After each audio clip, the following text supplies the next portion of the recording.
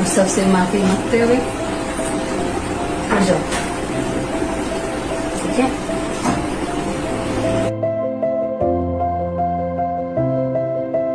सबको माफ करते हुए और सबसे माफी मांगते हुए अब जाओ, ठीक है। गाजियाबाद के राजनगर एक्सटेंशन से एक बेहद भावुक और मार्मिक दृश्य सामने आया, जब 13 साल से कोमा में पड़े हरीश राणा को इच्छा मृत्यु की प्रक्रिया के लिए दिल्ली एम्स ले जाया गया। सुप्रीम कोर्ट द्वारा 11 मार्च को दी गई अनुमति के बाद परिवार ने भारी मन से हरीश को घर से विदा किया। इस दौरान पूरा परिवार भावुक हो गया और आंखों में आंसू लिए उसे अंतिम सफर के लिए रवाना किया गया। घर से विदाई के समय का एक वीडियो सोशल मीडिया पर तेजी से वायरल हो रहा है। करीब 22 सेकंड के इस वीडियो में ब्रह्मा कुमारी संस्था से जुड़ी लवली नाम की महिला हरीश राणा के माथे पर चंदन का टीका लगाती दिखाई दे रही हैं। वह बड़े स्नेह से उनके सिर पर हाथ फेरते हुए कहती हैं, सबको माफ करते हुए और सबसे माफी मांगते हुए अब जाओ। इस दृश्य ने देखने वालों को भी भावुक कर दिया। जब हरीश को गाजियाबाद स्थित फ्लैट से दिल्ली के एम्स ले जाया जा रहा था, उस समय घर का माहौल बेहद गमगीन था। उनकी मां निर्मला राणा, छोटा भाई और बहन खुद को संभाल नहीं पा रहे थे और फूट फूट कर रो पड़े।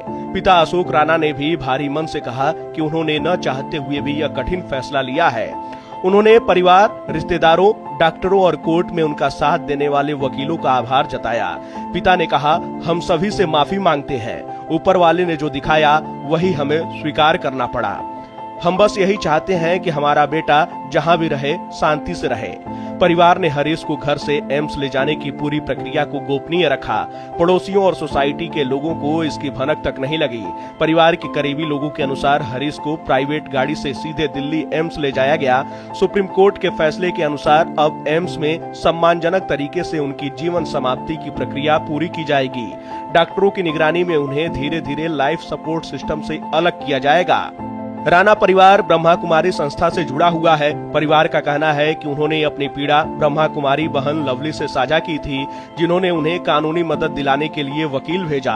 परिवार के मुताबिक हाई कोर्ट ने उनकी याचिका खारिज कर दी थी, लेकिन सुप्रीम कोर्ट ने अनुमति देकर हरीश की पीड़ा को समझा। राणा परिवार इसे पैसिव यूथेनेसिया कहने से भी बच रहा है।